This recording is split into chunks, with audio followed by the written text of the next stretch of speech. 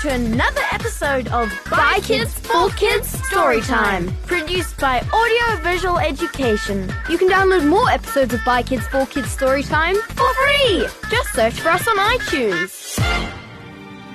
Hi guys, or should I say hello, Ween! That's right, that delightfully dreadful day of doom is almost upon us. Whoa. Hold on. This is a Halloween episode. We're gonna need a laugh that's a little bit more scary than that. Good. That's better. Once again, we have a tale from the master of the ghostly, ghastly, and grisly, Jamie Ricks. Today's story comes from his excellent book, Ghostly Tales for Ghastly Kids. Are you guys ghastly? Most of the time, we hope not. But on Halloween, bring it on! More about Jamie after the story. Just a word of warning, especially to the younger kids out there. You might find this one very scary.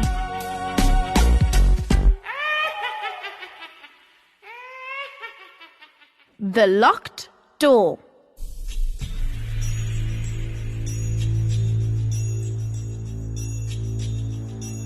There is a room in a house, in a town, in a faraway country that no one dares enter.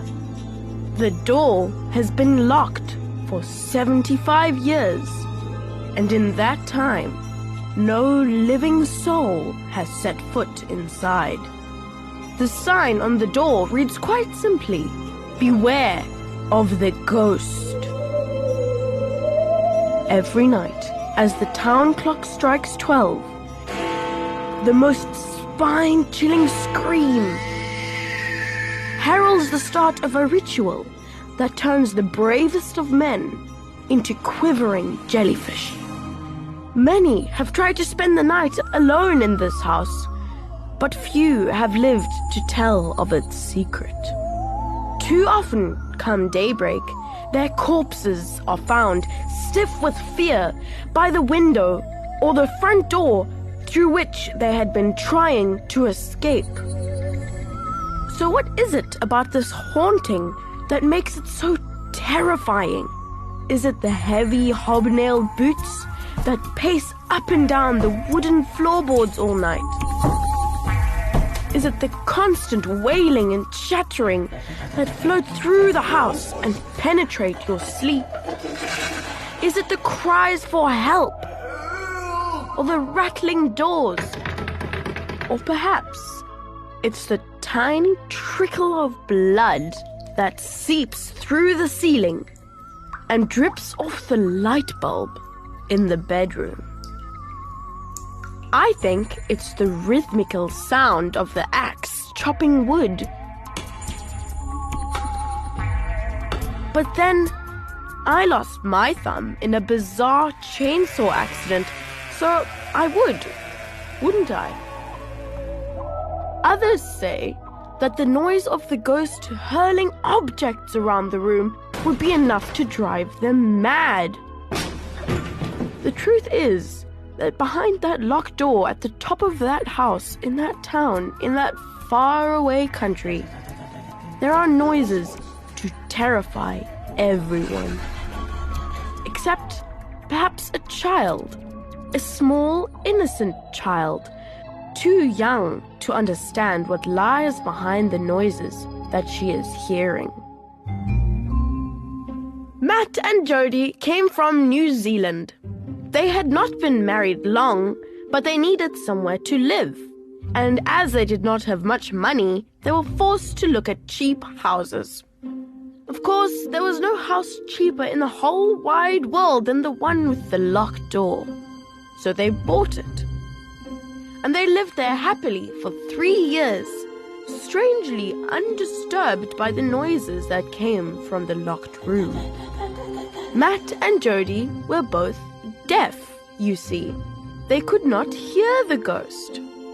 After 3 years, they had a baby daughter, and they called her Rosie. because that was the color of her cheeks. She had a smile for everyone and would crawl around the house gurgling happily whenever her parents looked at her. Everything seemed perfect. A happy child, 2 loving parents, and a beautiful house. And the ghost, of course. Don't forget the ghost. Now that it knew there were people living in the house, the ghost's nightly antics got worse. Windows were smashed, floorboards were ripped up, and the chilling sound of its mournful caterwauling echoed into every corner of the house. But only Rosie heard it. If Matt and Jody had seen the tiny drops of blood which dripped from the ceiling onto Rosie's bedroom floor, I dare say they would have packed their bags and sold the house instantly. But the blood was never there in the morning. It had run down between a gap in the old floorboards and had vanished from sight. It was not surprising, therefore, that Rosie's parents were unconcerned by the ghost's conduct until, that is, the day that Rosie went missing. They ran through the house, searching everywhere: the larder, the broom cupboard, the coal hole, and even the cellar, which was dark and damp and hung with cobwebs. Nothing. There was no sign of her anywhere. Unless... Matt took the stairs 3 at a time. He had been up to the top of the house only once, when they had first moved in, and now he could barely remember what it looked like. He and Jody had taken one look at the sign on the locked door and decided that if they didn't disturb the ghost, then the ghost would not disturb them. But Rosie couldn't read, and she wouldn't know what the words "Beware of the ghost" meant, even if she could. What if she had found the key and let herself in? Matt was thinking irrationally now. For the first time, he was scared of the house and the terrible secrets that it so jealously guarded. He threw his shoulder against the locked door, shouting Rosie's name for all he was worth. Rosie! A pair of hobnail boots stirred on the other side of the door and scraped across the floorboards. But Matt was not aware of them. A tiny quivering voice pleaded with Matt to open the door. Open the door! But Matt could not hear it. Open the door! Then the door handle rattled as something tried to get out of the room.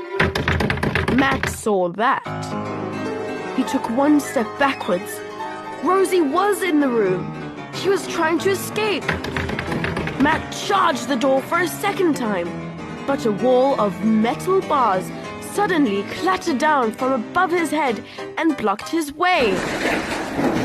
The loft ladder had mysteriously slipped out of its clip and now stood between him and the locked door. Matt froze with fear. The ghost was trying to stop him from rescuing his daughter. Matt could not let that happen. Slowly, he raised his eyes, terrified by the prospect of seeing the ghost in the loft. Dada, Said Rosie, looking down on her father. Yosi find big hole in sky. From that day on, the loft was strictly out of bounds to Rosie. In fact, the top floor became a bit of a no-go area for the whole family. Matt did not want to go through all that worry again, and Jody was just plain scared. They strung a rope across the top of the stairs and placed a basket of kiwi bird feathers outside the locked door. This was meant to protect them from the evil spirit that lurked within. Jody had been shown this magic trick by a Maori elder in New Zealand. But as the elder had been more than a little tipsy when he had shown her, and as he had also been trying to convince her that a nightly bath in fish balls and spinach kept Dracula away, she wasn't totally sure if it would work. Besides, any ghost that had hung around for 75 years was not just going to suddenly disappear overnight. And nor did it. Rosie stopped sleeping. The piercing cries and moans from the room above wormed their way into her dreams and turned them into nightmares. Fluffy white bunnies hopping peacefully through a sunlit meadow would suddenly find themselves devoured by the 60-foot jaws of a slavering wolf. Bags of sweets would turn into bags of black beetles. And worst of all, Rosie lost the ability to fly in her dreams. Yet strangely, her fascination with the locked door never dwindled. The more Rosie heard the ghost's plaintive voice in her dreams, the more she wanted to know about it. A while passed before Rosie got the opportunity to explore the top floor of the house again. It was the middle of the night. The town clock had just struck 12 when Rosie was wakened by a persistent scratching noise. The sort rats make when they are trapped in a coffin. It sounded as if it was coming from the chimney. She climbed out of bed and went across to the fireplace. She could hear the scratching quite clearly now. Suddenly, a cloud of dust exploded into the room and settled in Rosie's hair. The ghost was coming down the chimney! Rosie rushed to the door and shouted, "Help! The ghost is coming to get me!" But of course, nobody heard her. Well, nobody living, that is. As Rosie's cry rang out through the house, it was the ghost who answered. Help me! Said the faraway voice. Help me! It had always struck Rosie that the ghost's voice sounded rather sad and lonely. It hadn't occurred to her that this is what the ghost might want her to think, so that she would unlock the door. Help me! Came the voice again, and Rosie found herself climbing the stairs toward the locked door. She was tall enough now to climb over the rope that stretched across the top of the stairs, and the basket of shriveled kiwi bird feathers was light enough for her to move it to one side. She edged closer to the door and put her ear next to it. The hobnail boots stopped pacing and turned to face the door. There was a long pause. Rosie held her breath. "Hello?" She said, in a voice so tiny that she could hardly hear it herself. "Hello?" An axe thudded into a block of wood. Then there was silence. Then there was shuffling. Then there was silence again. "Hello?" Said Rosie, slightly louder this time. A thin white finger crept out from underneath the door and touched the end of Rosie's foot. She jumped back and couldn't help but scream. When she dared to look again, the finger was still there. It beckoned her forward with slow, painful movements, while the voice from behind the door whispered, Rosie! Rosie! Rosie! Rosie! Open the door! Then the finger disappeared. Rosie knelt down to see if she could see anything under the door. But before she could get close enough to take a proper look, the finger was back, only this time with a key. Take the key, Rosie! Whispered the voice. Open the door! Release me, Rosie! Take the key and open the door! Set me free, Rosie! Set me free, Rosie! Rosie was in a trance. It was as if she had to find out what was behind that locked door, no matter what the cost. She took the key. she put it in the lock, and her little heart raced as she turned it. The lock had not been opened for 75 years and was very stiff. But eventually, after a fierce struggle, she heard it click. Her tiny hand shook as she reached up to the door handle. She turned it once and entered the room that for so long had been shut off from the living world. The room was dark and lit only by a guttering fire in the corner. Rosie could see an axe, a pile of smashed-up furniture, and a stack of old tins, but she could not see the ghost. Then something stirred behind her.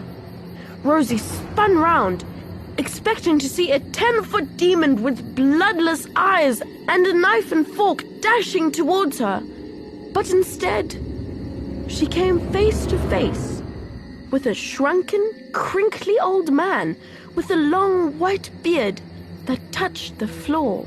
Well, flip me over with the candlestick. He said, Am I glad to see you? I've been waiting for someone to open that door for 75 years. When I catch the person who locked me in here, there's going to be all hell to pay. Excuse me? said Rosie, who was not as frightened of this ghost as she thought she was going to be.